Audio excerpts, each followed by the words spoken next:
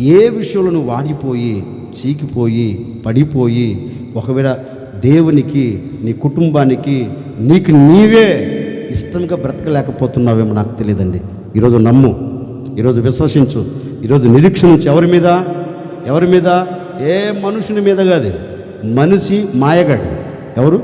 మనుషుని మీద కాకుండా, లోకం మీద కాకుండా, నా అనుకున్న వారి మీద కాకుండా, ఇదిగో నేను ప్రకటించే యేసు క్రీస్తు మీద నీవు నిరీక్షణ కలిగి అడుగులు వేయగలిగితే నా దేవుడు ఈ రోజు నుంచి ఎక్కడ నీకు నమ్మకం లేదో అక్కడ నిన్ను ఫలభరితముగా మార్చబోతూ ఉన్నాడు. ఎక్కడ నీకు ఆశ లేదో అక్కడ నీవు చిగురు పెట్టేటట్లుగా అద్భుతం చేయబోతూ ఉన్నాడు.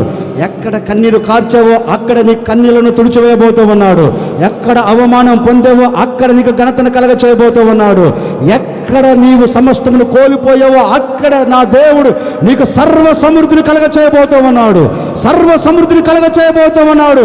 నీవు నిరీక్షించిన దాని విషయంలో సిగ్గుపడకుండా దేవుడు అద్భుతం చేయబోతూ ఉన్నాడు. ఈ నిరీక్షణ నిన్ను సిగ్గుపరచకుండా నా దేవుడిని ఘనపరిచేటట్లుగా అద్భుతం చేయబోతూ ఉన్నారు.